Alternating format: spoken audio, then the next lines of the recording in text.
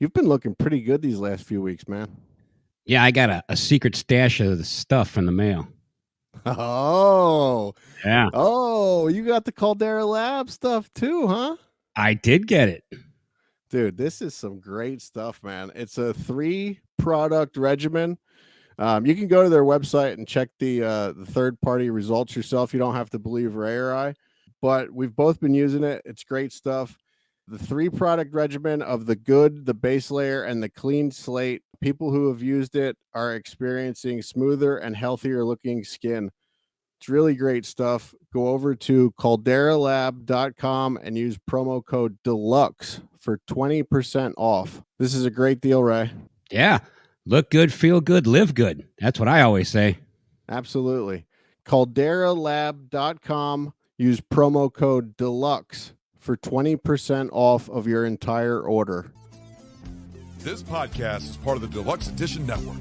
To find other great shows on the network, head over to deluxeeditionnetwork.com. That's deluxeeditionnetwork.com.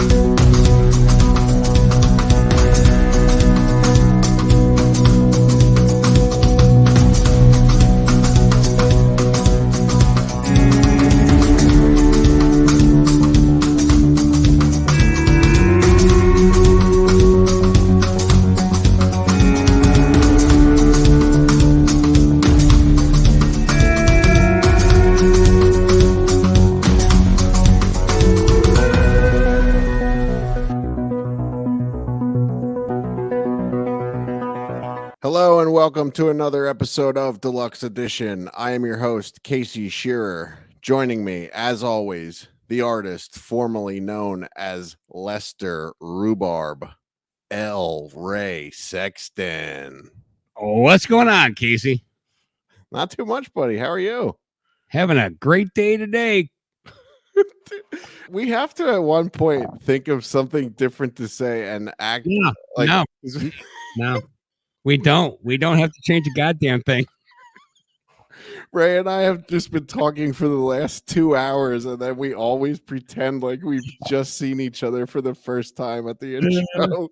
Yeah, you know, it's a fun little shtick thing we do. It's fun. It's fun. And maybe I'll cut this out. Maybe nobody even needs to know about this. Tell everyone who we talked to today, Ray. We talked to Tommy. And Tommy made one of those movies about some slasher thing, but it slips my mind because we got to talk about so much other stuff. It was so awesome. Yeah, we talked to Tommy McLoughlin. A lot of people will know him as the writer and director of Friday the 13th, Part 6. It's one of the fan favorites of the series. But we talked to him about everything but Friday the 13th, Part 6. We did talk about a little bit of the other Friday the 13th things that he's working on. But there's so much other good stuff that he has done. And a lot of this stuff that we talked about on the episode, you can find on Tubi. And I'll try to put as many of the links as I can find into the show notes. Before we get into the episode with Tommy, let's just do a quick house cleaning here, Ray. We are a part of the Deluxe Edition Network over at deluxeeditionnetwork.com.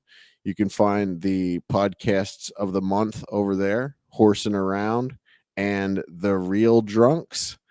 And Horsing Around is a great show. They talk about a lot of different topics, conspiracy stuff. And The Real Drunks, friend Matty Marlowe and his friends out in California, they usually will play a movie in the background and then talk about it as the movie is playing.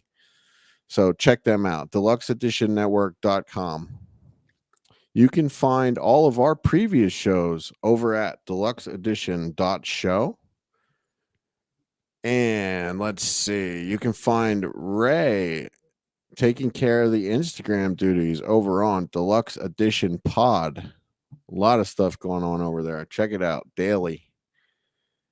And if you'd like to support the show, you could go to patreon.com/deluxe edition pod. Sign up over there and you can get the show unedited immediately after it's recorded. Or you could buy a t-shirt over at whatamaneuver.net/collections/deluxe-edition.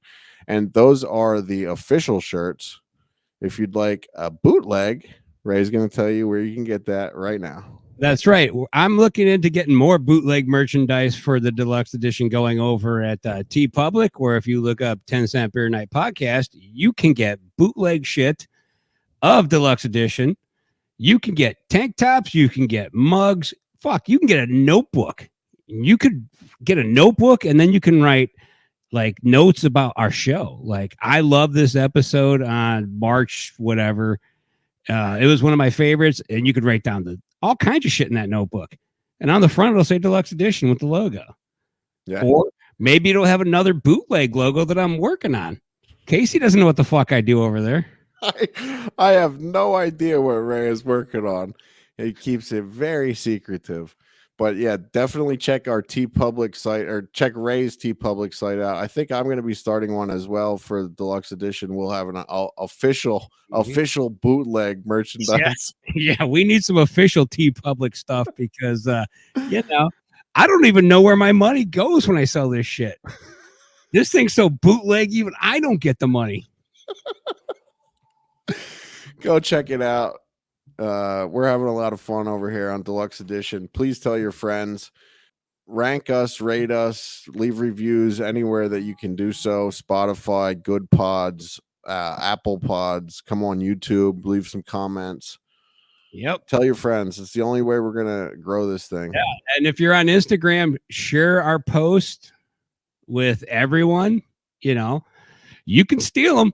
But that logo is still on there, my friend. So feel free to steal them, crop that shit, and run it right back out because this still says deluxe edition on it. So totally happy with that. Go ahead. Yeah, share away. All right, Ray, I think that's it. Yep. So let's get into our chat with Tommy McLoughlin. So You mentioned the singing. So let's just talk about that right away. Are you still doing the band stuff, the Sloths? You see all the sweat? Yeah. I just came back from the gym because I'm in the Rocky training because this upcoming Saturday night, I'm going to be in France doing a full 45-minute set with my concept that I've had for many years called Horror Rocks. And basically it's songs from horror movies from the beginning in the 50s all the way modern day. And unfortunately, due to COVID, the Sloths kind of are no more. They went back to the grave where they started. So I started just looking for other bands and other things that I've always wanted to do. And this was a hard thing to put together because, I wanted to do it for horror conventions and stuff. And then I got a call about doing this festival in France that's called the Bloody Weekend. And I brought this up and they went, oh yeah, we could give you French musicians, rock and heavy metal guys. So we figured out songs that we want to do. And I'm working on them here. They're working on them there. And it's going to be like, we'll see what happens. You get out there and I literally have not sang, like a 45-minute set in 3 years, which was when, COVID, shut us all down. In 2019 was the last set we did. So I am trying to like get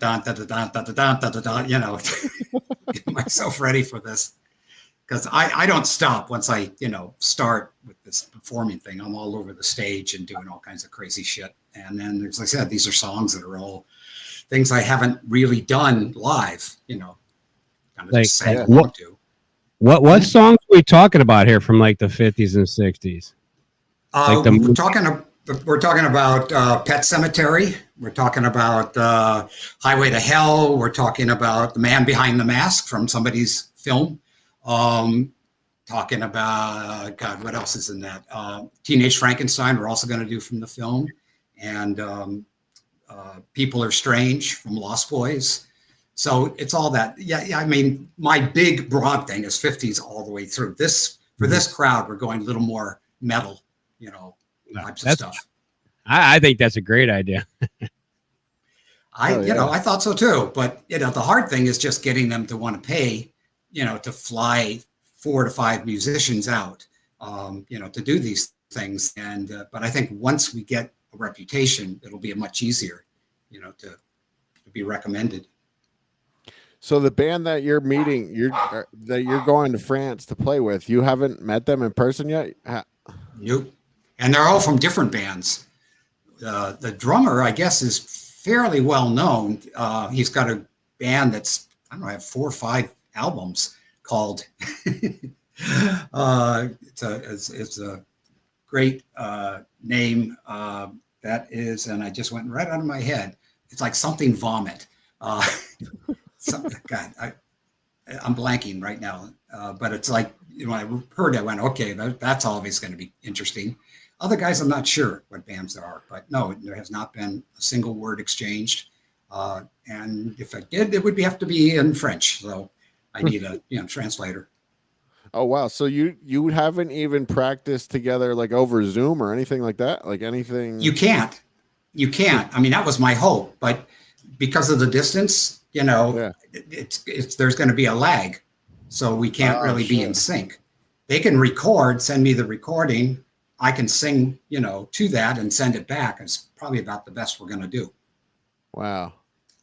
Damn, man, that's going to be interesting.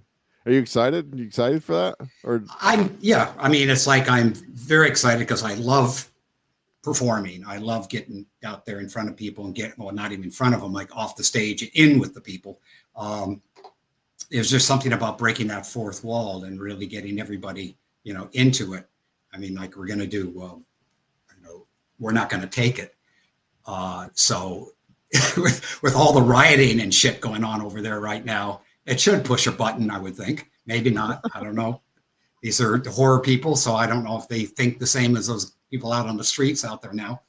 But I don't. I've always been one of those assholes that jumps off the diving board and doesn't bother to look if there's even a sponge down there. I'm just trusting there will be.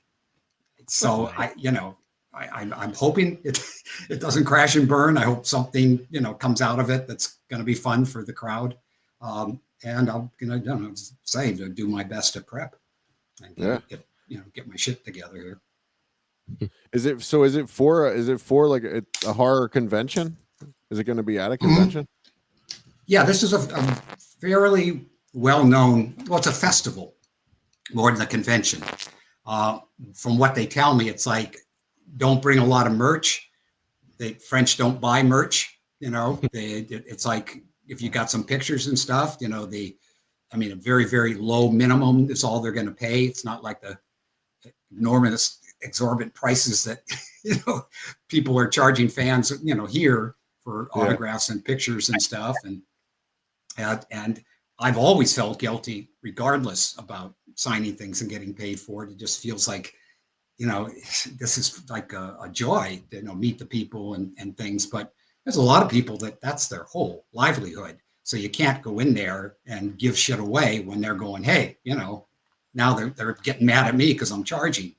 So if I do these things, I just kind of find, all right, what's the lowest going price? And, because there's a lot of people I would not try to aspire to their cost on things. I don't have enough confidence or ego to say, no, I'm worth that.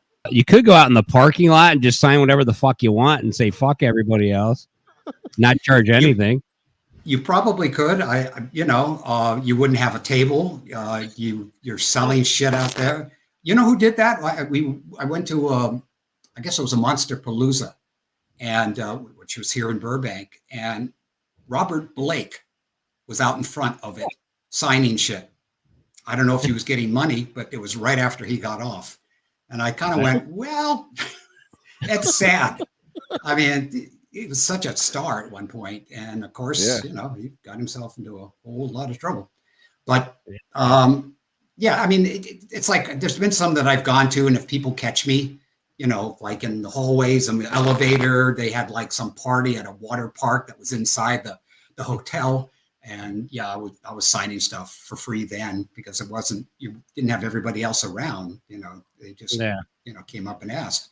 So, I mean, but I just find that for me, I love just doing it. And at the same time, if you're not working, it certainly helps, pay a little bit of the monthly bills. But for this, it's more of a festival. They're going to run my One Dark Night, Friday the 13th, and sometimes they come back and doing Q&A. And I don't know what else they got up their sleeve. They've had a lot of people. This has been going on, I think, 14 years.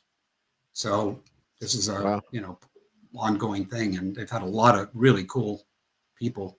Why they got me, I have no idea. But, I'm happy to go back to France.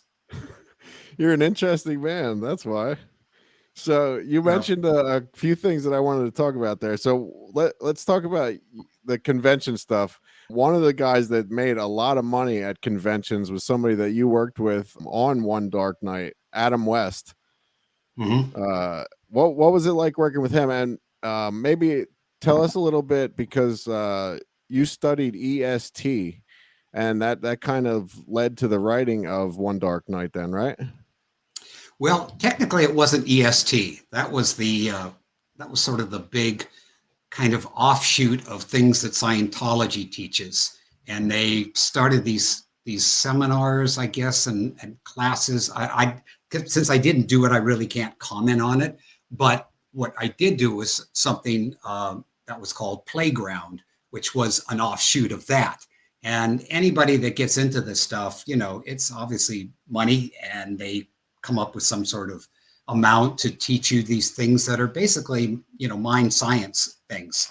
Before that, I was doing something with a bunch of us from the LA Mime Company and other friends that was called Psybiotics. And that's just, again, the science of the mind, lowering your brainwave activity to, alpha or theta, and close your eyes and you're able to do things that are in the psychic realm. And everybody goes, yeah, right. Yeah, bullshit.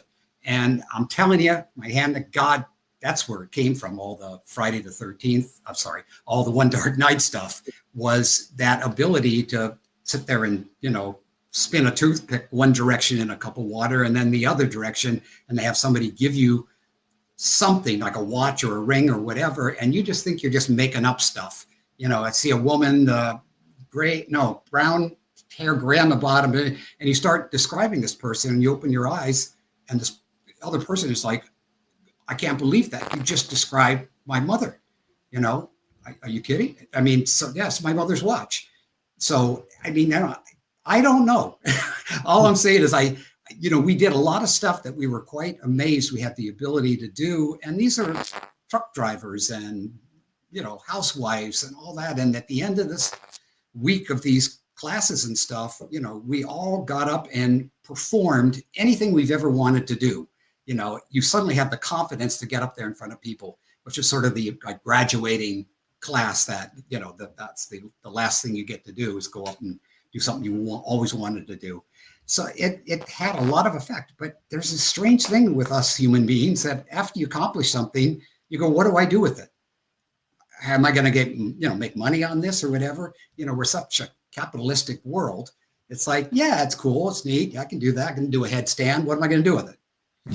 So it literally fell into that category for us. And yet I found this whole thing really fascinating with energy and stuff, which is where, it kind of came up with that premise of the, psychic vampire, which is something that was in one of the books in, I guess, Russia, Behind the Curtain, what the experiments and psychic phenomena were going on in Russia since the Second World War. And there was that talk about people that you get around, and after they walk away, you're like, oh my God, I'm just so, it's like they suck all the energy out of you. Yeah. They're just like, they have something, because we're all energy, let's face it. I mean, that's what all this is about. Whatever you can do up here to get more energy and to keep going. And, when that starts to wane, it's like, I got to eat something, got to do, got to rest more or whatever. And there was something about that thing of draining energy that I thought, well, that could be an interesting character. And he does it so that he has more power to do these levitations and these different things that require, a little more of that, psi power, So again, that's what that was based on. So what was it like working with Adam West during that? We thought about Adam West. We never talked about any of this stuff with Adam. No, Adam, the first thing was that, I was looking for somebody to play the husband of Raymar's daughter. And she was going to be a little on the strange side, sweet, but sort of been freaked out her whole life, not understanding what it is that she has that she doesn't understand. And then, of course, it comes to a realization when she realizes who her father is. But Adam's character was supposed to just kind of be the, lawyer that was skeptical about everything. And, he just kind of had a dry sense of humor and yet not particularly a likable kind of guy. So I saw a whole bunch of people. And then the casting director said, "What about Adam West?" And I went, "Adam West? You talking about Batman?" It's like, "Yeah." I said, "I didn't even know he was still around." And she goes, "Yeah, nobody will hire him." And I said, "What do you mean nobody will hire him?" They go, "Yeah, because he's Batman. He's been so typecast, they won't hire him." And of course, I got on my high horse and went, "Fuck that, hire him. You're not going to audition? No, hire him. I'm going to give this man a job. This is fucking Batman. He should, So, of course, what happened first day on the set, "Tom, I was thinking that maybe if I start the line up here and then come down here, it could be more interesting as I've done with so many parts, and it's like, no. That's why they weren't hiring him, because he was doing Batman. So I had to flatten all that out, and he got it. He was really nice about it. He joked a few times about that. "Sure you don't want Batman?" No. And so we got along wonderfully. He had a great sense of humor. And so the whole film was bare of all that. Once the movie was over and these producers took over the film from the production company, they decided they were going to add a scene at the opening and one other place. And they brought him and the Olivia character in to, add voice. And since I wasn't there, in the movie, we have in a couple of scenes that, "Yeah, Olivia, what do you think you're doing? You can't go out. It's much too late." And so even at best efforts, it's still got in there. I just watched it last night, and you can definitely. I just watched it last night, and you can definitely tell that I know exactly the scene where you're talking about, where it's dubbed over, where he must have come out and done that the dubbing. But it's kind of what's going on with what's his name that just did Elvis, Austin Butler. Austin Butler. Yeah, everybody's still like criticizing him. He still sounds like Elvis. He can't stop doing Elvis. Well, man, for 2 years did nothing but think, breathe, eat Elvis, voice. So yeah, there's going to be a time to try to take that out. And I'm sure once he has a role, he'll work so hard on that, all that'll go away. But, with Adam, it just was sort of a part of him. And I think he loved talking like that to people. It had something warm and cozy about it. Yeah. If I was Austin Butler, I would just never let it go. I would just sound like Elvis for the rest of my life because it works for him. It totally works for him. Yeah. I don't notice it, to be honest. I mean, I can't hear that. I mean, it just sounds, because I didn't know him or his. Well, no, I saw him in Once Upon a Time in Hollywood, and there wasn't anything, close to that. But he was playing, what's his name? Tex. Tex, yeah. And, my daughter, growing up would watch him on the Disney stuff. So I was familiar with who he was. And I was like, he's this beach happy-go-lucky kid. And I'm like, how's this? Because I was thinking of him younger, and I'm like, how's he going to play Elvis? Yeah. And then he was just spot on perfection as Elvis. It was amazing. Yeah. There was one shot in there that made me go, no, actually it was in the trailer that made me go, I have got to keep doing this rock and roll thing. Reaching out to the crowd. There's that one moment where he's in front of the crowd of girls and he reaches out and everything slows down. And that just went, whoa. And that happened. Our first show we did with the Sloths, we went down to East LA in the gang country. And we had a crowd of these kids that were pretty much 17, 18, 19 years old. They had not heard the 60s music except at home that their parents and their grandparents played in the house. So they heard it, but they never, heard it live. And it was suddenly like all us old farts were like the Beatles to them, or the Stones. And they were reaching up and grabbing me. One girl pulled me down and kissed me. And this was like our third show. And we were going, holy shit, we've tripped into something here. And we came back a few times, and there was knifing, stabbings in front of the place. Girls broke bottles over each other's head. Blood was going up like geysers. And we went, yeah, we're doing rock and roll, and these old white guys in there and down in the barrio. But they were loving it. And, I knew nothing was going to happen to us. It just was so strange to be kind of thrown into that world down there. It's amazing. But that feeling of the connecting, with a young audience like that moment from Elvis, that hit me like a ton of bricks. Like, what a cool thing. Hell yeah. When we started, you said you just got back from the gym. So what kind of, are you doing like a lot of cardio stuff to get ready for the cardio? Just a lot of stretching because, because of my mime training, I have all this kind of weird, physical things that I do, spins, my arms, I go into back bends. I literally, after 3 years, I have to get, back in the, shape. So I don't kill myself up there. And it is just, again, like getting ready for a fight. You really just have to work out and the endurance to maintain that for 45 minutes to an hour. At my age, particularly, it's like I've got to just make sure that I've got it all together. So I'm not by the second, third song going, because, you're dancing and singing. And a lot of performers, that's why they, lip sync. If you're doing a lot of dancing, it's, you get winded. So I just, it's going to still be difficult because I can't do the show full out in any kind of rehearsal fashion. There's just no time for that. So I just have to kind of build, up as much power in the body as I can possibly have. And, once we get, if this band happens, we get going, it's easy then because you're totally used to it. Your body's used to it. And now it's just kind of going, what the fuck are you doing to me? Yeah, but don't forget that adrenaline's going to kick in the second you get on stage. Oh, of course. Yeah. But and then everything else secondary because the adrenaline takes over. Yeah. But that's when you start doing stupid things. Of course. Jumping up on top of, speakers and have them collapse. Or I was at the Whiskey one night and I had these dance shoes on and I forgot that I didn't have tennis shoes on. And I leaped out into the crowd and I landed like, bam, flat-footed, which you're not supposed to do. And I, seriously twisted my ankle. Didn't break it, but it was like, oh, ouch. And then I went back on and kept performing. Again, the adrenaline took away any pain. But as soon as we finished, it was like, So I had to go to one of those, clinics in the morning and get an X-rayed and all that, and limped around for a few days. But it's that thing that, once you get into it, it's just crazy. Yeah.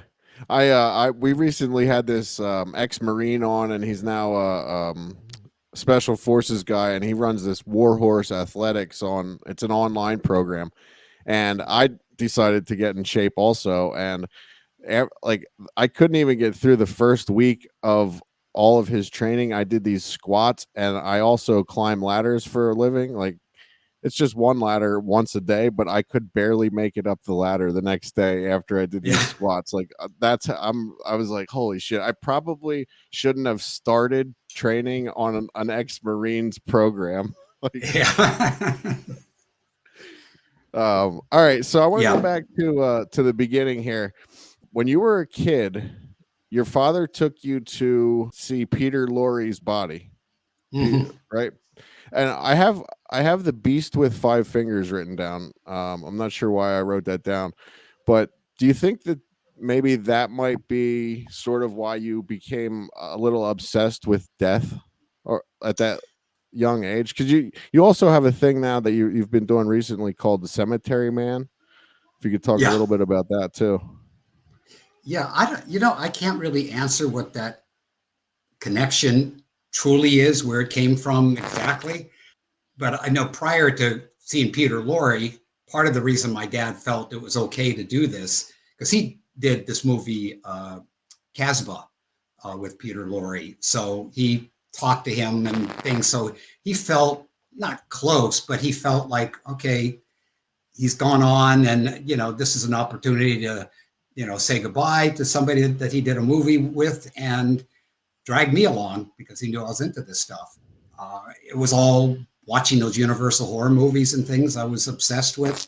And of course, all of that stuff, I bring this up all the time about, Jason being so happy in that grave until Tommy goes and brings him back to life. And that's the last thing these people want.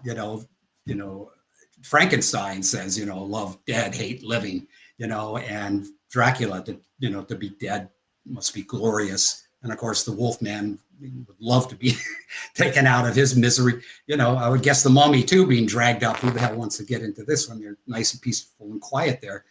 But I just had this fascination with, the other side, and reading Edgar Allan Poe and kind of writing my versions of that. There was just that type of, I don't know, it's a strange comfort. And I'm sure all you guys who've, been in this know there's a kind of a poetic beauty with that. What is out there? What could be wonderful about it in some way, shape, or form, or just it scares so many people. It's a great thing to use if you're in the business of scaring people for a living. Nobody wants to die, nor do I. I'm in no hurry. So the prep I'm doing for, the switch over, I want as much time as possible. But the Peter Lorre thing was just odd. But I was raised Catholic. I was an altar boy. I attended funerals, all the time, where you're sitting there with a, candle, in your arms, and and there's a dead body in front of you while the priest is praying over it. So that whole kind of thing was not anything that was that freaky. And Okay. the whole upbringing of hell and heaven and the devil and Jesus, and all the, the angels and the, the pagan babies that are out there. And there was so much stuff in and around that what we kids, if you tell us don't do that, that's the first thing we want to do. We want to check out everything that was forbidden. And so there was just that natural inclination to kind of want to investigate the dark side. And it was always that one thing kind of led to another, to another, to another. And when I finally started making movies, the one that I thought would be the most personal to me was One Dark Night, because I went into the catacombs in Paris when I was over there studying mime. And that was the first supernatural fear I ever had, where I let the group go ahead of me. I had the tiny little candle, as we all did. And I just kind of stayed in one place while they disappeared, and kind of looked around at the bones and the skulls, and kind of walked around by myself. And then there was this moment, the old, going up your spine and up, and you feel the hairs on the back of your neck. And it's like, okay, where's the group? And there was nothing to be afraid of. There wasn't anything there that would harm me, but you just felt this overwhelming sense of a supernatural fear. And, finally found the group, and there was a great, relief. And that feeling stayed with me. And the combination of that and the psychic stuff I was studying, the two things, came together for what One Dark Night was. And then that kind of started this ball of, angel coming back to save a guy who's dying, obviously bringing Jason back from the dead. That was an assignment. Can you do that? Yeah. What else you want? You can do whatever you want. So, okay, just got to bring him back. Got to be like Frankenstein as far as I'm concerned.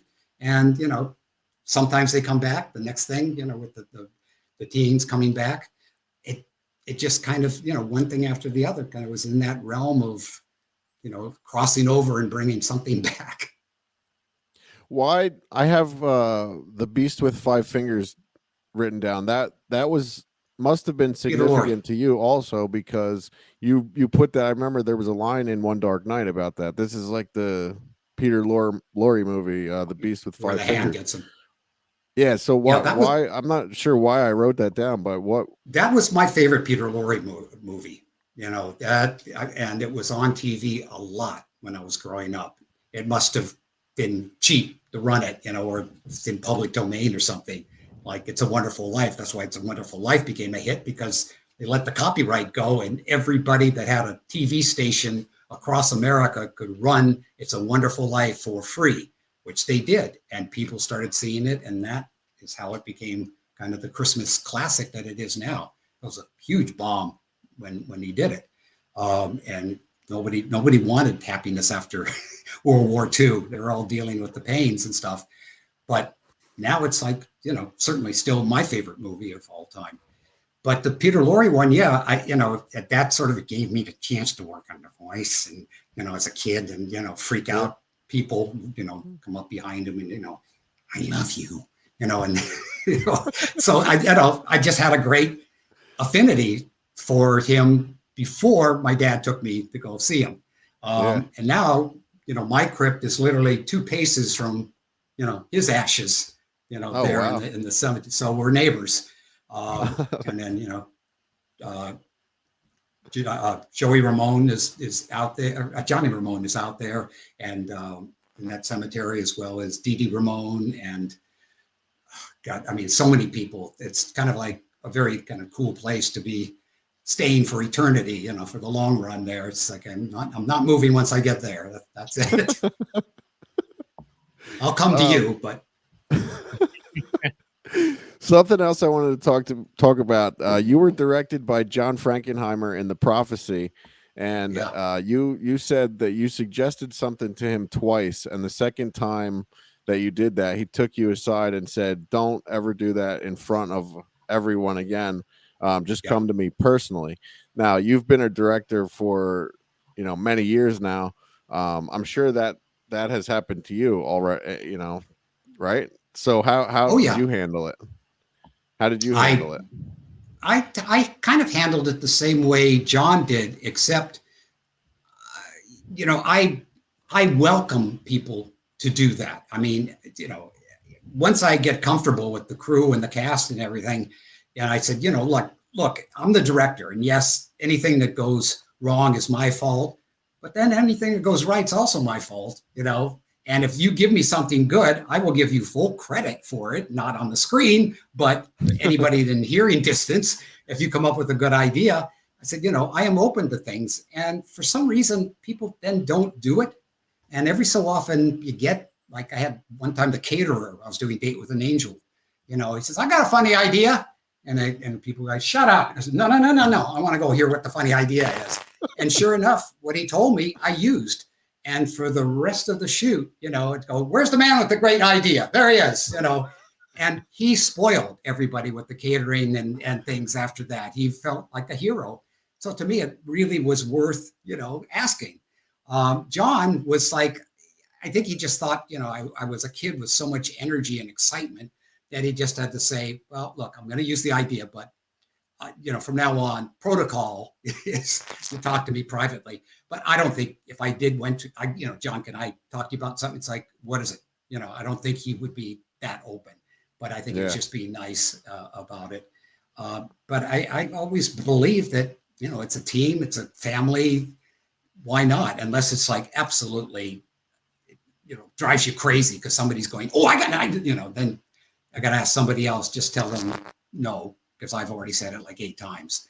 But it's certain people, certain personality types. Yeah, they if you give them license, they'll drive all over you. And other people be very respectful or shy, about saying something. But I don't know. You when you're directing, you are lots of times just looking at the trees as you're going through. You no longer can see the forest because you've got to make this schedule that day. You've got to get performances. You got to do this.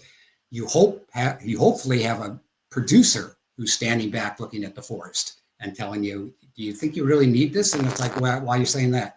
And if they have a good reason, then it's like, you're right. I probably will cut this in the editing room. Thank you. Just saved us some time. Other times, you don't hear anything, you just keep shooting stuff. And then when you get into the editing room and realize it's 3 hours long, nowadays you release it 3 hours long. But back then it had to be 90 minutes. That's when the bladder tells you go pee. 90 minutes, get out. And as we know, these keep ballooning. But I would love one day to see some of these 3-hour versions of stuff that I did way back when and see what they look like now. You mentioned Date with an Angel. So critically, that didn't do very well. But at the end of the day, do you say, look, we had 9 different screenings of this, and everything that I wanted in the movie isn't in the movie anymore. So, like, that's not how I wanted the movie to be anyway. So, like, fuck your reviews.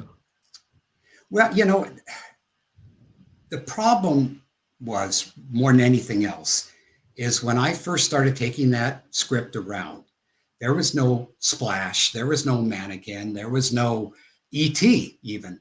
This whole idea of having a fantasy female, in this case an angel, with wings, the only wings I'd ever seen on, that looked like wings was in Barbarella. What's his name? John Philip Law, the angel that was in that with Jane Fonda, that movie. Those look like real wings and they look great, but and I think they flew, but it was a little bit funky. And I wanted to make an angel that really had wings that looked like they could articulate, that they could express. And at the end, when she takes them, that they envelop, So I thought, this would be something that would be new. I had all the Capra, influence that came to that. I sent Capra the script, we talked about it, and every time I got rejected, and then he goes, I got rejected all the time. Just keep going. So luckily I had him as a coach, and he even gave us a quote for the movie, which Dino didn't use because he didn't think anybody knew who Frank Capra was. But it was a movie that was supposed to be a romantic comedy, fantasy. With the comedy was not supposed to be as heavy, and I didn't have rock music from the 80s in there. And so it was the final thing was a very kind of different tonality than what I intended. At the end of the day, do I regret that it has all this 80s music and stuff? No. When we were doing the 80s, nobody thought we were doing any great art or anything. We were making a living, nobody knew Jason was going to be what he's now, and Freddie and all that. It's like most of us were going, geez, they're never going to be like the monsters of Universal, and here we are 30 something years later, and they're probably bigger than ever. And it's a huge generation, a couple of generations that still follow all these characters who still, my girlfriend only plays 80s music. That's, her favorite thing. So I've now looked at it, that it has a lot of sort of positive aspects to it. There's still a lot of things, that are silly, gaggy kind of comedy that I probably would have taken out, and substituted with other things. But the 9 screenings was Dino terrified because he was just about to go bankrupt. That, he wanted this to be as much of a hit as possible. Critically, what we got slammed for is by the time I got this thing out, E.T. had come, Splash had come, Mannequin, all these other fantasy, female type, roles that were all kind of rip-offs of Splash. And there was no way people weren't going to go, especially a critic, all he's doing is copying Splash, except he's doing it with an angel, instead of a fishtail. And that killed me because obviously I wanted to do this years before that and couldn't get it made. So, and the ironic thing about Splash is at that point, Anson Williams from Happy Days, one of the actors on Happy Days, was our line producer on the movie. And so we were taking it around with Anson and me pitching and all this stuff. And then one day he calls me and he goes, I think we need to stop. What do you mean we need to stop? Well, I got a call from Ron Howard and he's like doing this, mermaid movie. And it sounds like it's going to have very similar things. Because it's a mermaid. I mean, Warren Beatty's supposed to remake Mr. Peabody in The Mermaid. He's not got that off the ground. Why do we have to stop? We don't know what it's going to do. Well, of course, He was right. It became a huge hit and big change for Disney, having that kind of a movie under the Disney umbrella. But there's nothing you can do. If you don't get there first, you don't get there first. The fairy tale movie was the same thing, taking that around and around. Nobody wanted to do a movie about fairies. And just like when I was researching angels, 2 books on angels I could find, biblical paintings, and Billy Graham had a book on angels. that was it, and I was going to all these places that had all, supernatural, occult, religious things. I couldn't find any research. And same thing when we were doing fairy tales. It was, now they're all over the place. So it's timing. Either you're ahead of the curve, or you're behind it, and you get judged accordingly. Yeah. Did you set yourself on fire in this movie? Yeah. I have that in my notes. Why did you set yourself on fire? Well, it was going to cost to do a fire gag, and Phoebe was, obviously in the movie, Phoebe Cates, and her boyfriend, later to be her husband, Kevin Kline, was there, and most incredible man in the world. I mean, adore him as an actor and as a person. And I'm talking to him about this, and he goes, "Hell, I'll do it." You're kidding me? No, I will. Seriously, I will. I'm not, upset about that. I said, "You'll just do a cameo of that?" And yeah. So I go, "Okay." He said, "Hopefully, when are you going to shoot it?" And gave him the date, and he said, "Oh, good, because I've got this movie in England I got to go do, so I'll be gone for this particular amount. But you'll have shot this before that, so we're good." Well, of course, our schedule changed. It got delayed. He went off to do A Fish Called Wanda. Came back. I had to do the scene because I didn't know who else was going to do it. And I said, "Well, how was this Fish Called Wanda?" "Yeah, it was good. It was, I had fun. It was good." A couple to 6 months later, he's got an Oscar. I mean, again, that humility of this guy was incredible. And they're still together, Phoebe and Kevin, which is great. Wow. Damn, man. But yeah, I mean, I was padded up. I again, as you can see, I'm kind of fearless in certain things. I just somehow, I'll do this. I'm not going to, my father was a fire eater. And what's going to happen? Yeah. They'll put me out. Have you ever done the fire eating? Just a little. Yeah. Just, pack some matches and stuff to kind of, surprise people on dates and whatnot. But no, I didn't do the big torches and things. My brother did. He went into a whole fire act like my dad, and he was on the Gong Show and a couple of other things, doing it. So yeah, your brother was more chicken. Yeah. My wow. brother. Wow. So mentioning your dad, I have a little bit about him. So he was a stage performer. But you said he was very shy, and you said he had a stage persona that was completely different. When he was doing magic and fire eating, he was someone else. Why do you think that was? Because we talked to a lot of actors that we talked to where they tell us that they were very shy kids, but then they just get this acting bug and like, did you ever talk to your dad about that? Like, why?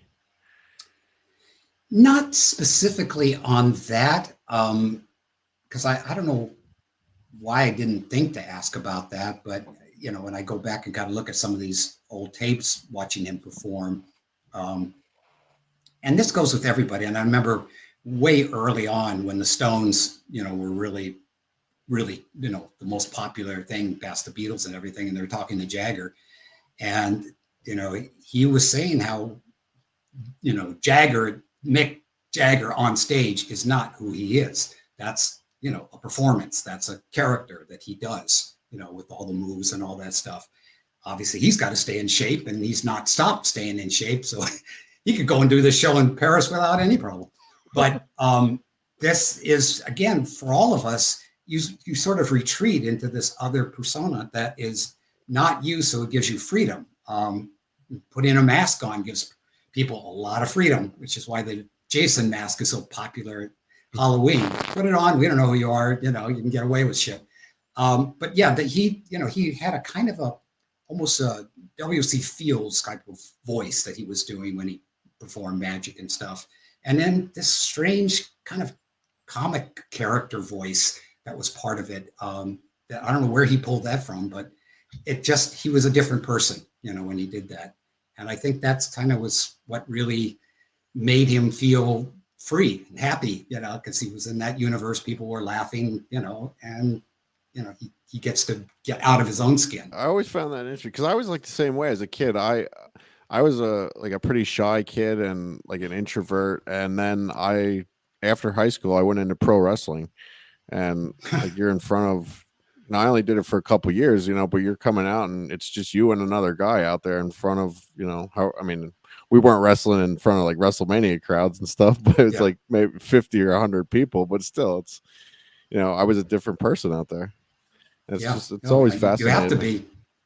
And that's Yeah. what people love. It's like, here comes the grave digger. Here comes the, and they're this character, and people love that, and Yeah. they don't care if some of it looks like it's staged, at other times it doesn't. It's like, boy, they really got these moves down so well Right. that it does look like real fighting. But yeah, it's a wonderful sport. To get Yeah. a big kick out. I used to go and see it live, in the downtown sports arena here in Los Angeles. Oh yeah. So when you're hired to do, you did a lot of television and television movies. So when you're hired to do episodic television, you did some Freddy's Nightmare episodes and Friday the 13th, the series. Do you have any say in the script at all, or are you given the script and you have to just direct what's on those papers that you're given? I only did a couple of things like Missy. Is that the name of that series? I did one episode. Oh, Without a Trace. I'm sorry, Without a Trace. Because it's all about missing people. And that was a script that somebody else wrote, but then they kept rewriting it as we were shooting it. So never knew what we were going to be shooting from day to day or where we were going to be shooting it. I didn't like the whole idea that all they cared about was do it in 12 hours, get it done, do the coverage so we can come in and cut it how we want. So I wasn't a huge fan of that. But the Friday the 13th, first one I did was a script that I really liked and did a little bit of tweaking on it, but basically it was somebody else's, and I thought it was great. Then I became story editor on the show. So now we were, hiring writers. And then I wrote, 2 episodes that I also directed. So obviously they were still, my babies. The Freddy's Nightmares, very interesting because that script was like a half a script. And the other half was just sort of like there was going to be this operation and things that were going to happen, but it wasn't truly scripted. And so I did a lot of improvisation on the set and came up with a lot of crazy ideas that I just kind of told the props or whatever the day before, and they bring, the stuff down and we just kind of do it. And everybody was cool about that because they knew I kind of knew that world. And so it didn't fall into that thing of, no, you can't do this, you can't do that. The TV movies themselves were a different world, from the standpoint, CBS had to be okay, NBC, ABC, obviously Lifetime, USA, any of the, networks that you do these for. But usually there was a studio like Sony or somebody else attached that you were also, trying to please them and, make all the acts break where they need for the commercials and things for the network stuff. So there was a lot more having to stick with the format, that they wanted or needed, for their shows. That's one of my questions. How difficult was that for the TV movies? Because if like I watched them on there, a lot of them are on Tubi now, so they're all in one straight shot. But when you were making them, you had to have, it was like there was always a climactic scene before the commercial. So Yeah. how hard was that to do? Is that something that's really difficult? Because like, do they? I guess they tell you when. Do they give you a specific time as to when the commercial is going to be, or like how does that work? Yeah, I mean, there was this kind of a format that the first commercial came about 20 minutes into the show because the whole idea is hook the audience into this, introduce the characters, introduce the problem, bring it right up to a huge first, conflict with these, whatever the force that you're trying to get past or solve or whatever, that conflict, and then boom, that's got to end. And we had to time it in such a way. Somehow they were aware of when other stations were breaking for commercial, and they tried to like do it off so that everybody wasn't breaking at the same time, so that people could come back and if they jump to something else, it's like, oh, it's already going. I gotta go back, to the thing that hasn't started yet. There's all this kind of stuff trying to figure it out. And the horrible thing is, you start and you have this kind of format, the next act might be 15 minutes, then it becomes 10-minute, 12-minute acts, and then like the last act is usually probably 7 minutes or something, that gets shorter and shorter. But the thing that was horrible is that we would plan out the shoot based on where, we were going to kind of put these in. And then they would go, oh, we now have 8 acts. We need 8 act breaks. It's like, when did that happen? It's like, well, they want more commercials in now, so we got to change it up. So that kind of stuff was crazy. Or somebody suddenly decided they didn't like a scene and wanted it, recut for some reason. You'd have to go in, and that throws off the timing again. And we're in there trying to make things, work timing wise. And if something was now too long, like it went past the 20 minutes, now we had to go back in and start cutting things down. And my editor, Charles Bornstein, and I had this term, which was frame fucking, because we were doing all this stuff on film. So we'd have to go in, and pretty much every shot, we would cut a frame, and then time it. Have we lost it? Almost, we go back. And yeah, we could sort of get it down by frame fucking, taking a little bit each time out. And if that didn't work, there was a thing called Vera speeding that would speed up the film, but didn't affect the voices, so they weren't going to sound like the Chipmunks. And that was another trick, that you had to use if you still couldn't get it down. Because, everybody wants to see the movie as it was supposed to be, not like cut out a huge thing or change the act lengths. And that, it was a challenge to do it. Wow. One of those movies that I watched that we're talking about here, one of those TV movies, was Murder of Innocence with Valerie Bertonelli. How difficult was this movie to do? Because at the time, if no one's familiar with it, it was about the first modern mass shooting, school shooting, right? That happened May 20th, 1988. I think the lady's name was Laura Dane that did it, right? Lori Dan. Lori Dan was the woman. Yeah, just outside of Chicago. Yeah. So, I mean, how hard was that a hard subject to take on at the time? It's funny you should trip up on that one. Yeah, because what got me into doing TV movies is that I did Stephen King's Sometimes They Come Back, and that was going to be a Dino overseas, scope movie. And at the same time, he made a deal with CBS to deliver something that was in the format of a TV movie. And some of the gore, which wasn't a lot, had to be toned down for that. I think we had to take out, the kid's head that gets thrown out of the window and into off the bridge, I think, for the CBS version. But that was something that made CBS very aware of me. And they came to my, brand new agent when they got signed to CAA from that. And they had this miniseries called, In a Child's Name. And Valerie Bertonelli was attached. I didn't even know who Valerie Bertonelli was. I did not watch TV. I was a movie person, pure and simple. Series and all that stuff never meant anything to me. And, they said, well, this is really going to be a big thing. And, and it's like, what is it about? And it's, somebody taking away, Valerie's sister's baby and stuff. And then some people I talked to said, there's like 20 of those things already. They're going to do yet another one, So anyway, we did it. It was the highest rated movie that year, which is, I think, 1991. And, we got, Emmy nomination, editing nomination, Golden Globe nomination. I mean, so now suddenly I'm this TV director or could be. And I could either do Bride of Chucky, which was looming with my agency. And there was one other one that I didn't do, something with Frank Sinatra was in that I think his daughter was producing or whatever. But I took the miniseries because I thought, this will be a challenge. This is a big, 6-8 hour thing. So because it was successful, it was like, okay, now I'm in that world. So I did some other things, Molly Ringwald thing on, women and AIDS. Then nobody had ever thought women could get AIDS at that time. And another one called The Fire Next Time, which is a huge global warming piece. And they kept trying to get me and Valerie back together on something. And this is what they offered us, Murder, of Innocence. So I start reading the script and I get to this place where Valerie's character shoots children. And Valerie gets to the same place.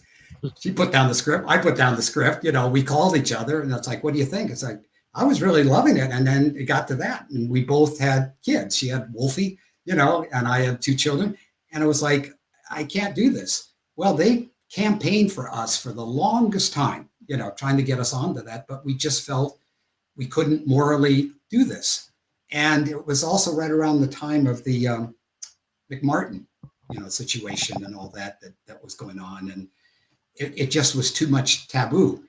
But there was something that kept haunting me about it. And then I thought, well, the big problem is this. And how could this woman who was a babysitter, and so, I mean, yes, she was off, but that's a huge thing to go off and do that, coming into some school and doing this to all these little kids. So I figured out a way to have her not be in her own head. And to literally, when she pulls out a gun and these kids start running, I had set up at the beginning of the movie this thing where she was teased as a little girl, and she always had this reflex that her hand would tighten up. And I thought, if these kids were doing this, and she kept nervously doing that she was shooting, but she really wasn't aiming. She was just shooting, And suddenly it made it all right to me that she was not maliciously doing this. And when she comes out of it, she realizes what she did and she runs. And of course, it just snowballs from there until she ends up suiciding, in the piece. And when I told it to Valerie, she went, yeah, I think I can do it. And that's why we kind of went into it with this fact that I wanted this movie. We didn't have one dissolve. We didn't have any kind of soft cut. Everything was like bang, bang, bang. My editor won the editing award for the movie. And I mean, we meticulously went through that so that everything was sharp and edgy. Even making a phone call was an act of violence with the number of cuts and stuff. So I'm still to this day, very proud of it, because it's like my, about as much of a tribute to Martin Scorsese as I could do, the taxi driver kind of aspect to it, this person doing some horrible thing, but we've seen the whole buildup to it, and her laying around with, raw meat on her as she did the real Lori. And I met with her husband and talked, to him, and got quotes from her parents. And it was a heartbreaking situation, but tragic all the way around. And then I did probably the most crazy thing of all. I made, who's now my ex-wife, Nancy, the school teacher. And my son was the little boy that got shot that's in her arms. So I got a lot of emotion in that scene. And, some people said, how could you do that? And I said, because I want to see it and never have to think about it's ever going to happen again in any way, unless I can control that. Something that out of my control is scary to me. This wasn't. So, it had so much impact that CBS then became afraid of it, because there was a senator, I think his name actually was Paul Simon, but, like the singer, but he was a senator. And he was coming after everybody, that we were destroying both the youth of America and people in general, showing them things that they're going to imitate. So CBS got very afraid of this movie that they had to have, that they felt Valerie should be up for, a Golden Globe or Emmy for her performance. And I agree, she was amazing.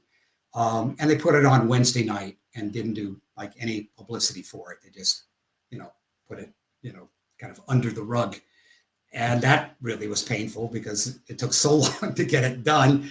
Felt very proud of it when we were done, because it was very disturbing. And, felt the worst for Valerie, because she should have had more people see that thing, because she really incredible performance.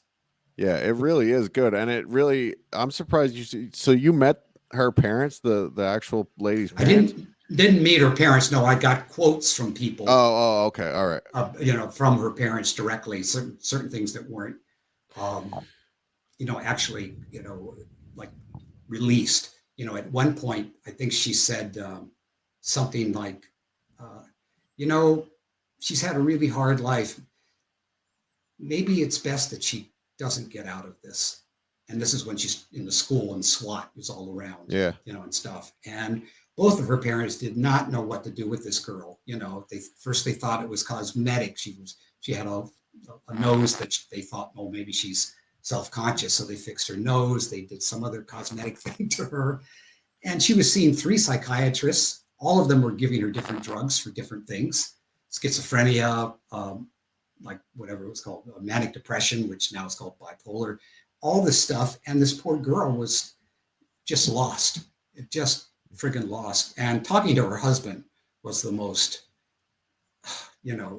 terrifying thing to think what that was like, living with her and waking up in the middle of the night. She's vacuuming. And it's like, well, yeah, we have guests coming. That's not for 2 weeks. Yeah. Yeah, but I want to make sure it's clean. Little things like that got from him was, again, that thing about what happens when you go out there. I was a kid when this movie came out, but it's a shame that it didn't get the publicity that it should have, like you said, because it does deal with things that a lot of people are dealing with, like the mental, all of her mental issues that she was having. And then her parents, like you said, they didn't have any idea how to deal with it. And they were pretty much just basically ignoring it, a lot of it, the way that the way that it was portrayed in the movie anyway. Yeah. And it was, the fact that I had little Anne Frank growing up, playing the mother also, I just loved. She's just, such an incredible actress. And everybody in there, like the movie I did with Molly Ringwald, what they ended up calling it Fatal Attraction in Europe. No, Fatal Love in Europe, not Attraction, Fatal Love. But we called Something to Live For, the Alison Gertz story. And that, working with Martin Landau and Lee Grant, and of course, Molly, every actor in that was doing it for scale because it was a really important subject. And, actually, we had a scene where Molly puts on a condom under the sheets, but on her boyfriend, because they, at that point, she knows she has AIDS, but she thought she could, at least make it safe for him by doing that. But again, people didn't really understand, AIDS at all.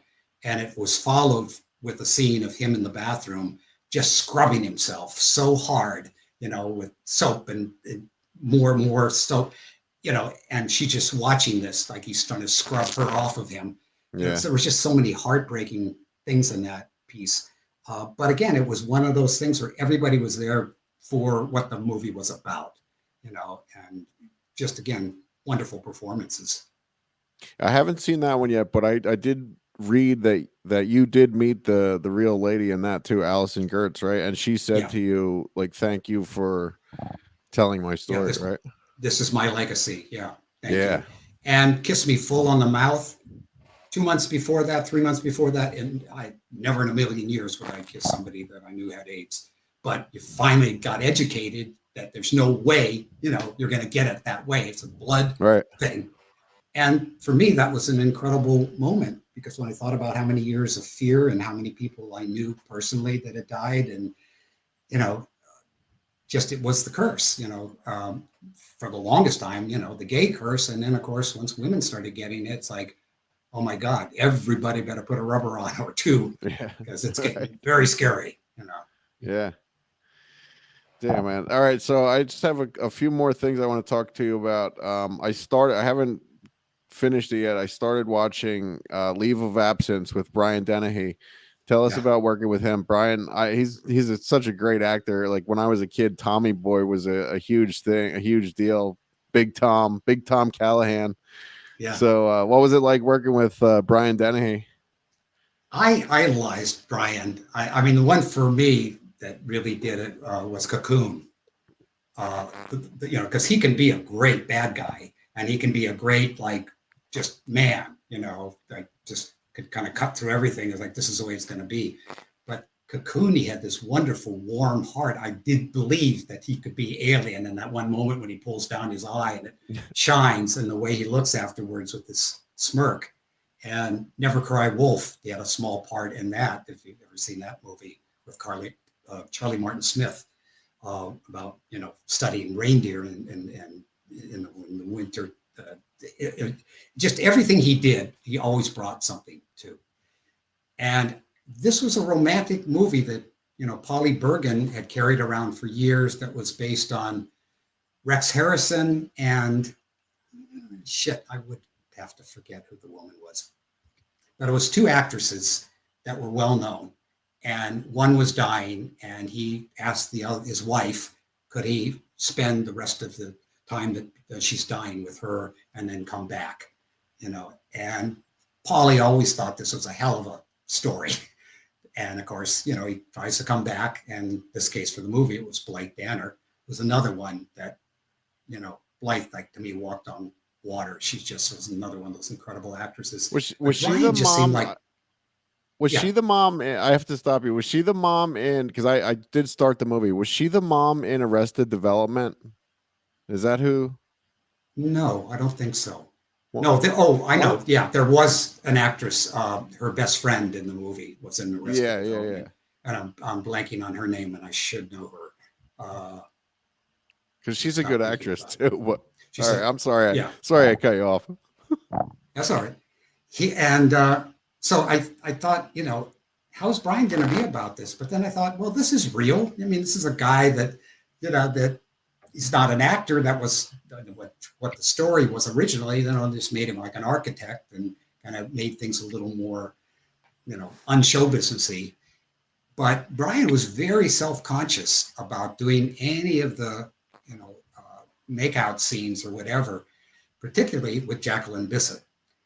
And Jacqueline has been like, you know, one of those, you know, what do they call them? Not dirty pleasures, you know. The thing with, you know, after I saw Day for Night, the Truffaut movie, I just fell madly in love with her. So getting a chance to work with her, and she was the sweetest, wonderful, most wonderful person. And any of the scenes where he was with her, he was so self-conscious, you know, with his T-shirt and everything, trying to cover things and stuff. So it was very painful, you know, a lot of ways for him. And I was having a great time with having these great actresses. And I basically was shooting it fairly simple because it was a story about characters and not about me doing any kind of, you know, masturbation with the camera. I mean, it's like, you know, get the moments, get them to look right and feel right and stuff. And every so often, you know, Brian would turn to me and he goes, "Why are you so goddamn happy?" And I said, "Well, because I'm working with you." And he goes, "You and fucking Ron Howard, you and Ron Howard, I know everything's great." You know, and I said, "Thank you. I appreciate that comparison." But yeah, he was about to direct himself, and he had never done it, and he was nervous about doing it. And I kept finding him kind of coming around looking at what I was lining up and stuff. And then later, when he actually did do it, I came and saw a play that he was in, Death of a Salesman, and he was brilliant. And I came backstage and I said, you know, "How was directing?" He goes, "I admire what you did now. You know, I did it. I'm glad I'm back to being an actor. This is what I do." But again, you know, we ended on such a great note.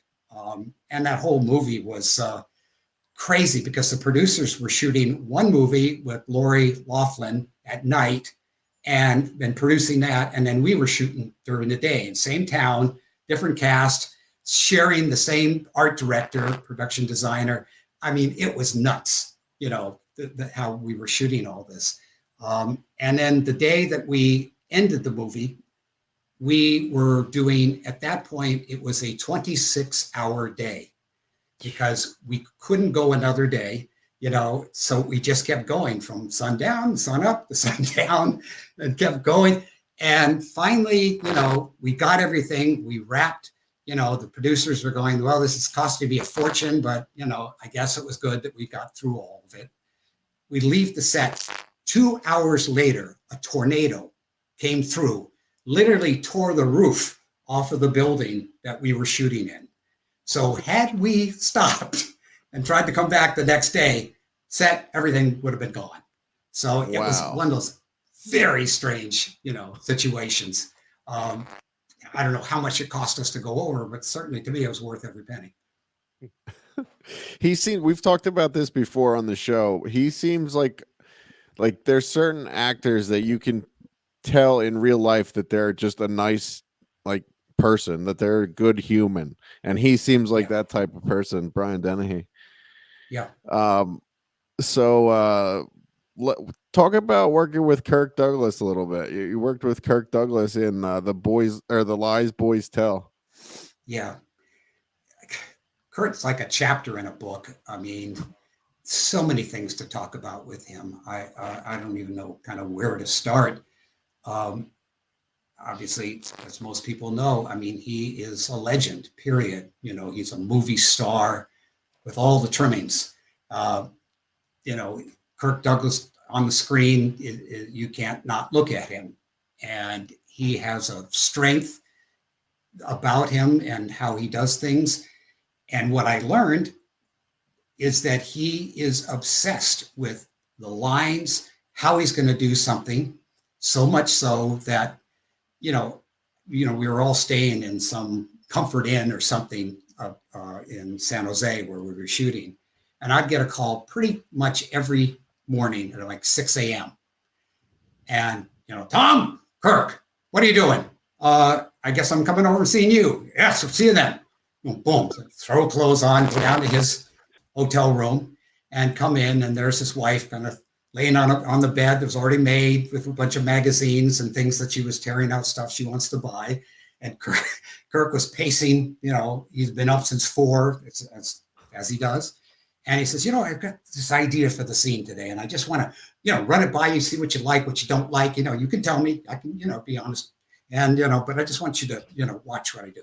So, you know, I'm reading the other characters. He is doing this thing with every gesture, everything just like very precise, like a stage actor, you know. And, you know, at this point, I'm going to just put the ice, you know, the glass with the ice down here. And maybe you want to get a different angle for that. I don't know. It's up to you, your director. You know, and he goes through all this stuff like boop, boop, boop, boop, boop, boop, boop. And you know, what did you think? Yeah, I think it's great. Yeah, but is there anything you don't like? Well, the one thing I think is going to cost us an additional shot. I want that part in there. Well, then we'll do it. You know, so, you know, there was no, you know, arguing with Kirk Douglas. So it's like, okay. And I knew no matter what he did, he would be interesting, even though if it was a little, you know, pushed, a little actory or whatever, because he still was kind of that old school way of doing things, of kind of performing the part more than just, you know, behaving as the character. And I would get to the set, you know, and AD would say, Mr. Douglas wants to see you in his dressing room. I go, okay, because I knew what was coming. And I knock on the door. He would open the door, stark naked. Tom, come on in. I need to talk to you. And he'd go over, and I think he put a robe. Yeah, he put a robe finally. And you go, you know, well, I know you're busy out there. You're preparing. I just want to go over today's work. I just want to see what you think, you know, how you feel about the scene. And, you know, just get your feedback, you know. Well, sir, we already did that. What are you talking about? This morning in your room, we did it. That was yesterday. We didn't do it today. You're right. So I am so sorry, sir. You're right. Let's go over the scene. And this was pretty much a regular occurrence. I mean, it was a classic. He could sit there and tell you the first time he saw Michael Douglas on stage and everything about it, what he said to him, what Michael said, you know, past stuff, every detail, working with Kubrick. I mean, you know, I didn't want to shoot. I just wanted to listen, you know, to the man. Yeah. But short-term memory, there was another issue. And so there was, you know, that. But again, you just rolled with it because, again, it's fucking Kirk Douglas. And if he wants to do a stunt and the AD's going, you can't let him do it. And I said, Kirk, they're really concerned about it. I'm doing the stunt. You better shoot it and you better get it in the one. Yes, sir. You know. So he was a force. And the one time we were doing a scene where he's laying in the bed and the DP kept saying to me, if he could just turn his head just slightly, you know, and you say this to actors all the time, you know, because you can only get the camera over so far or you're going to hit a bedpost or something. So, you know, I say, Kirk, they asked me if there's any way you could just turn your body just a little bit. You care more about that goddamn black box than you do about me. I'm not turning. You turn the black box. Yes, sir. So, you know, that's kind of the way it goes. And anytime he started to get upset at somebody, my eyes would, you know, peripheral vision would go down and I would see this fist starting to form. Now, should I be afraid of that? Yes. We had to go through 2 stand-ins for him because the first one, every time Kurt would go in, he'd take off his sunglasses and he had a script to this guy and say, just be here when I, come off. And obviously we were doing a long scene. He came off and he comes up to the, stand-in. Where's my script? Where's my sunglasses? Oh, let me see if I can find him. Boom! He cold cocks him. Of course, this guy's like, that's it. I'm off this show, And I said, hey, it was Kirk Douglas. I said, I don't give a fuck who. Yeah. So when the next person comes in, and I said, if you have to staple the shit to your hand, make sure you have it. Kurt, very, very direct about what he likes and what he doesn't. But that's just a few incidences. That's amazing. So explain what a stand-in is, though, because I sort of know what it is, but yeah, you hire a stand-in and you try to get somebody that's about the same height, hopefully kind of the same color face, so that when they stand by when we're doing rehearsals and they watch what the actor they're standing in for does, and seeing where he stands for this moment, where he goes, all that stuff. And then the actor leaves to go do makeup or rest or whatever. And the stand-in now goes to those places so they can light and kind of get a sense of where the light has to hit. In this case, Kurt, okay, and what he's going to go to next and where the light's going to hit there. And you have to do it with a human, and so these people get paid, not a lot, but it's, a job for a lot of people. It's like, hey, I'm on a movie set all day. I'm, can watch, study, do this job. So, yeah. And if somebody didn't get to the set, quick enough, I would jump in and do the stand-in. And they're going, no, you're the fucking, get out. I go, no, I'm fine with this. Let's go. Let's shoot, let's prepare. I'm not waiting for a stand-in to show up. And on cheap shows, you had like a number of actors, but you only have like sometimes 3 stand-ins because they didn't want to pay for, that many people. Man, I wish I knew that was a job. Yeah, it's a job. Damn. Well, I don't think SAG has stepped in on that one yet. They did with the extras. Now SAG's has extras. Last thing I have is tell us about Cemetery Man. So you travel around the world and go to different cool cemeteries. These producers came to me. They knew obviously about my band, The Sloss. They come to some of the shows, fans of the movie and stuff. And they said, we had this crazy idea for a show, like a kind of a reality show, but sort of a different spin on it, that we would go to cemeteries all over the world and basically show how people still are connected with the dead in their own different ways. I mean, a lot of cultures, they have the Day of the Dead with the Mexican culture where they celebrate. Other cultures, they literally dig up the body, dress it and have a party and put it back into the grave again, and everything else in between. There's hanging coffins in some place in the world where they hang them off the side of a cliff. Other places they build these amazing mausoleums and tombs, to the dead. Obviously, Hollywood Forever out here has, an incredible amount of these major stone things, especially for the Russians. They're very big about putting a picture on there, and they have picnics and things. Culturally, there's all kinds of ways people deal with the loss of somebody, and of course, it's more us feeling this, but there is a real sense of respect and so on that has to be part of that.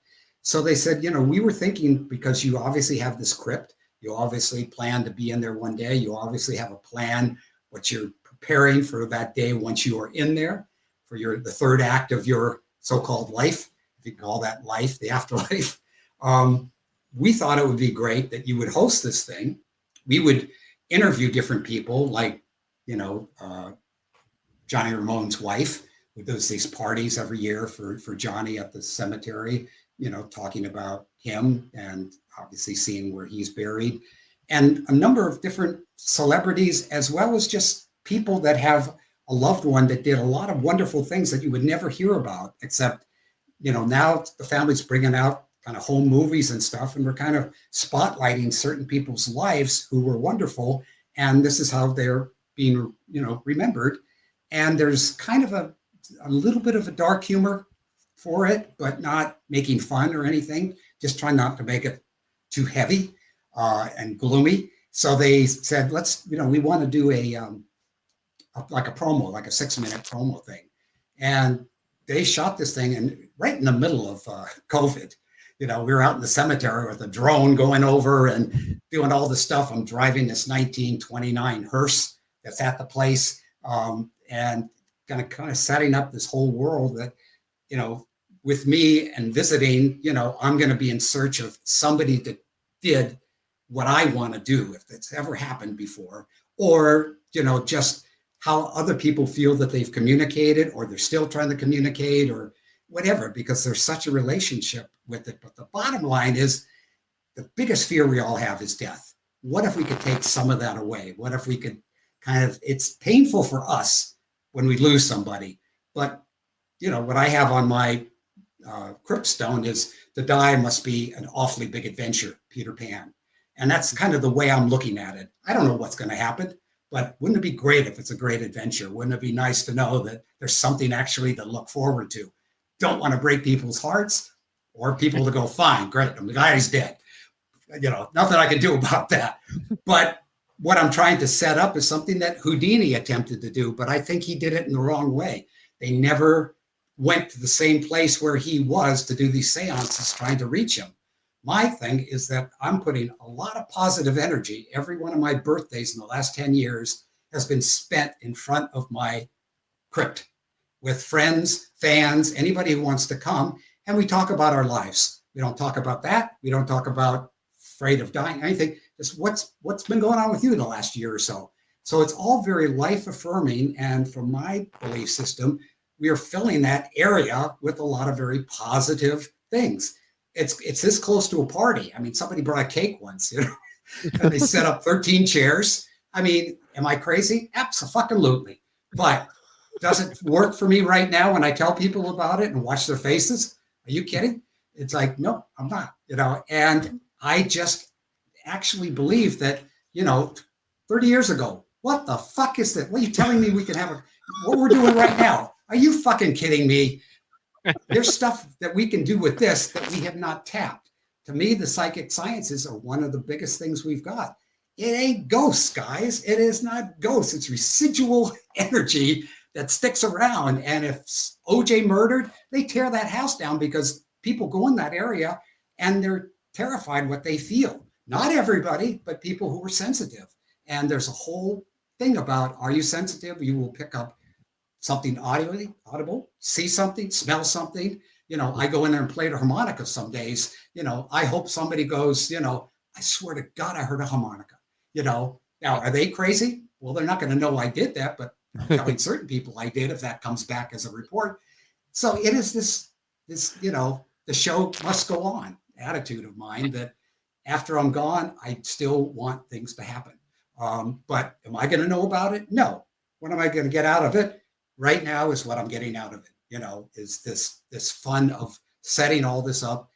And hey, if the experiment works, then we've made a step forward in communication, in the afterlife. Yeah. I think it's also, are we going to be able to see the show anytime soon? I wouldn't say anytime soon, because we still haven't had anybody buy the show. We're trying to find, just the whole idea.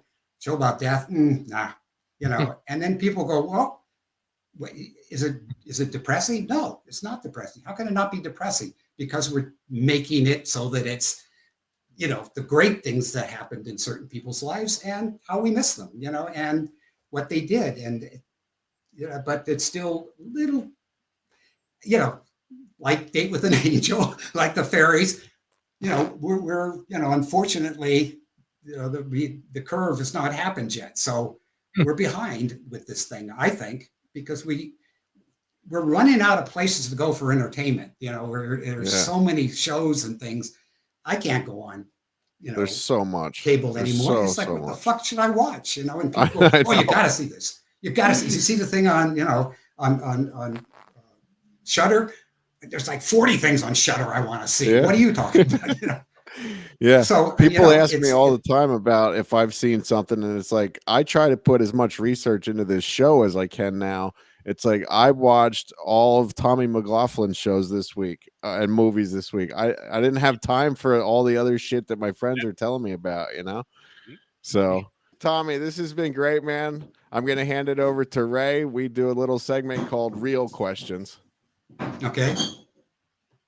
So our friend Mark Singer came up with this idea where I ask you one question and you have 60 seconds to answer it. So my answer has to be within 60 seconds. You've got 60 seconds to answer this question, Tommy. And okay, I know you like to talk for 59 of those and then answer it quick. No. Hell yeah. You can do whatever you want. All right. Okay. All right. So you were involved with the Black Hole. You've been involved with Dick Van Dyke. But everyone knows that you are the creator of the TV show They Came from Outer Space, and I am a huge Dean Cameron fan. Oh, do you think that if he had a better co-star, that show would have went beyond one season? I cannot say that would be the fact. These two guys, I literally cast them because they were a team. They had done some other movie. I think it was a ski school or something. They did something together and they came in together and they threw the ball back and forth in such a way that it's like, you can't separate these guys. They are like a team. They could finish each other's sentences and things. So I never for a moment, you know, as much as I love Dean's work, you know, Stewart was just amazing too. So it never even crossed my mind, to be honest. You know, they just, you know, came in as such a wonderfully zany, wacky, you know, it's like, as I said, they could almost finish each other's thoughts. They were so tight at that time. Yeah, I just think Dean was just so much ahead in his acting ability that it kind of. Well, he had more experience. He definitely had more experience. Yeah, Stewart just wasn't on his level at that point. So to me, I think if Dean would have had somebody else, I think that show could have went for 9-10 years. I don't know. Well, it was also an incredibly cheap show. If you talk to these guys today, it's like, where's our residuals? Don't look at me. I'm not making anything either, guys. But yeah, the Universal, they had a title called It Came from Outer Space. And I said, how about They Came from Outer Space? And two kind of crazy guys, somewhere in the Jim Carrey level of comic or Robin Williams, like Mork, but two of them, you know, they were brothers, but they don't really look alike. I mean, we could have done that kind of crazy thing, but we didn't. They just, you know, as I said, they came in as a team and we went, all right, Martin and Lewis, they know what they're doing. They've been doing it for a while. It's like, it's kind of a no-brainer. But I don't know if this show could have gone beyond that because it wasn't anything that Universal was really behind. They gave us 20 episodes of that and 20 episodes of She-Wolf of London that I did with Mick Garris. And it was sort of like, you know, that's what they wanted to do. And that kind of was the end of it. So I don't think he's done anything else that we need to talk about, Casey. No, I have one last question. All right. With that I thought somehow Ray was going to wind in there, but he didn't. So nope. Have you ever gone an hour and a half in a conversation interview where someone has not asked you about Friday the 13th? Only lawyers, you know, depositions, the divorce with the wife, you know, things like that. Yeah.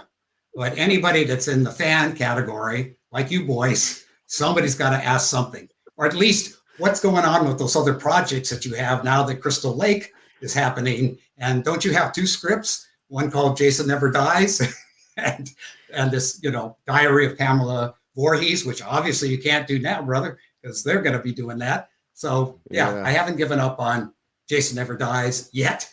And I can't really talk about what I'm trying to do, but at some point, you know, like anything else in my life, I'll keep hitting my head against the wall till either the wall breaks or my head does. So I'm still going.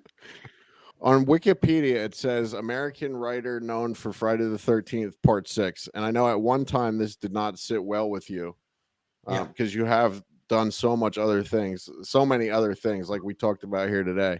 But have you come to terms with that now, that a lot of people, that's what you really are recognized for? I guess because it was the very thing that at a certain point I had to take it off my resume, because they weren't, if they vetted me, and some show, some network is being sponsored by Target or Sears or Hallmark or whatever, they couldn't look there and see a Friday the 13th. So it's like the agent going, we just need to remove that for a while. The irony of having that be the first and foremost thing, it's a shock. But when I look at the movie, on and off over the years, like when they do screenings, like they're going to do in France, I just love to sit with an audience and see them laugh, see them, applaud. I mean, it is, and I designed it that way, that it was a interactive movie, as the way a lot of those films were in the 80s that we were doing. Try to get the crowd to go. So I don't think I did it as much as I wanted to. I had a couple of things in One Dark Night, and obviously not with Dave with an Angel, and definitely not with Sometimes They Come Back either. Everything after that was just pretty much movies, but this was more the roller coaster ride movie, where things would happen, things that shouldn't be in one of these things, that all kind of ended up working. So am I proud of it? Yes. Does it fall into the category of a slasher movie? Yes, but I didn't go in to make a slasher movie. I went to make the best movie I could make, with an unstoppable killer and a kid that had an agenda, and he fucked up. And, now he's got to fix everything. And a girl in him had that Frank Capra rapport, or Howard Hawks or Billy Wilder singing the lines back and forth. So it really contains a lot of the stuff that were my influences. And at the time I said, well, I'm going to throw everything in it that I know. And so, I really no longer have that sense of, I did a Friday the 13th, because it's now like doing Frankenstein, Yeah. And if James Whale was doing conventions, how much to get an autograph? Be $300. Can I give you a card? I would fucking do it. Are you kidding me? So I get why fans, for a lot of these people will spend, $100,000 or something to have some. I've got this tombstone here, and I got his coffin. God knows what those things are worth. But right now, I'm putting together a little museum upstairs, and I'm hoping maybe have people over and get a chance to see these things live. But they're not going out of my possession quite yet. Awesome, man. Well, I'm looking forward to $1 million. I might change my mind if somebody wants it. Well, I'm still looking forward to the tour of the Hollywood cemetery sometime when I get out there to LA and you're available. I still want to do absolutely. that. So, and we talked to Tommy Chong a few weeks ago, and he said that we told him about your script for the Cheech and Chong versus Jason, and he was interested in that. He seemed very interested in that. That's what I've heard. When that thing kind of leaked and kind of went, I guess, sort of viral, I don't think really viral, because I brought it up in like a podcast like this, and suddenly I started hearing people talking about it. And then somebody said, yeah, I heard that they found that funny. And I still think that would have been great. I mean, there's no two ways about it. It would have and unfortunately, people put everything in boxes. And as I've always said, I'm telling you, this audience smokes the same weed, drops the same acid, drinks the same beer, come on, they're going to come and see this. They're going to laugh, and they're going to love the Jason kills. The two things are going to work. And, old news. There's still don't say never, man. There's still a possibility. Those guys are still around, and they seem interested. Yep. I should. I just should go to them and see if that's true, because I'll start writing like a motherfucker real quick. See what you can come up with, and involve them in the writing too, so that that's part of the process. That'd be amazing. Hell yeah! But it's the Friday the 13th thing, guys. I mean, that is so tied up now. Yeah. I went back to Paramount, because I know there's certain rights they still have with the old things, with the script that I have. And they're like, you know what? We don't want to touch that thing with a 10-foot pole. The Friday, it is so convoluted with how many people have to fingers in the pie and all the stuff that is required if you want to do one of those. And that's pretty much all the way down the line. Blumhouse, Warner Brothers, everybody is like, fuck it. And basically they're going to do it on TV. And that's how how Victor Miller and company can get away with this. It's just going to put it, out there on Peacock. And as long as it's not a feature, go overseas, they can do it. So that's what the agreement was. Can't be. There's no features. Okay, I wasn't sure of that. I have a great feature.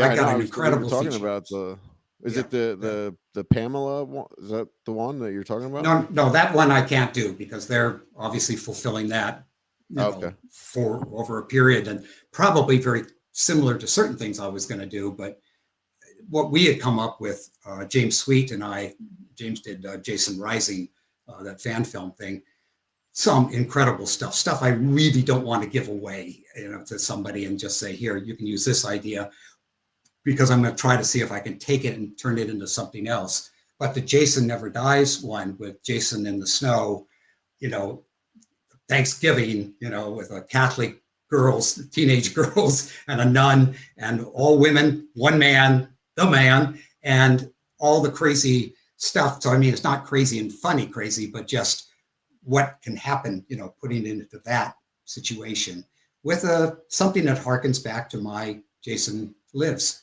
as well. So if you're a fan, you go, oh shit, that's what that meant. So I wanted it to be a fan, favorite again, like as Jason Lives has become, with the things that they seem to really love, and I think they still would, and then give it a whole different look and feeling. But we're not taking it away from that lake. We might not be able to call it Crystal Lake. I was calling it obviously Forest Green back in the day. I don't know if Paramount owns that, but there's a way to do this where it's going to be a Jason movie, but maybe we're not going to be able to say Friday the 13th, Sure. But all these last movies were all Jason went to Manhattan, Jason went to outer space, Jason Lives, they weren't, Friday the 13th was sort of secondary, right. to all that. So we'll see, Awesome, man. So other than that stuff and the music, is there anything else that you have going on that we could look forward to? I don't know. That's pretty much where I'm at, other than other scripts that I'm still writing that are horror, that I've got to finish, one of these days. But I spent so much time on the Friday. I spent 2 years on those Friday things. So I have to kind of put my focus elsewhere at the moment. And but I'm not giving up yet on Jason Never Dies. Awesome, man. Yeah, don't give up. Thanks, man. Okay. Please tell everyone where they can find you. Where you can find me. I think probably the easiest is www. Tommy McLoughlin, all lowercase.com. And I think if that doesn't go to the regular site, it goes to my Facebook, I think, one or the other. I don't keep up with all that stuff as much as I should, because as soon as I get on the computer, the next thing I know, I'm on TikTok for 3 hours. So not a good way to spend your time, but wonderful for dopamine, just boop, boop, boop, boop, boop. But other than that, yeah, that's kind of it. And if you're in some town there where they have conventions, tell them to bring the schmuck in. I love going to conventions and meeting you guys. It's such a joy that, we were in a comic book store, me, Jason, and CJ Cram and Tom Matthews all together this past weekend in Houston, Texas. And it was great being in a comic book store and signing things and being with people and doing photos and listening to their stories. And, it was, I love that. It's one of the few things that being in this genre can do, is that we're all freaks, one of us, it's, I love that no matter what age, 7-year-old and 70-year-olds, all come in and just love Jason. Who knew? Oh yeah, man. Thank you, Tommy. All right. Well, I've got a Mother's Day dinner I got to go to, and unfortunately my mother passed away, so I have to get a shovel, which I don't have, but I told her every Mother's Day I will be there, Mom. So I will see you guys soon, I hope. All right, buddy. Yes, sir. All right. Take care. See you later. Thanks, Tommy. Sure.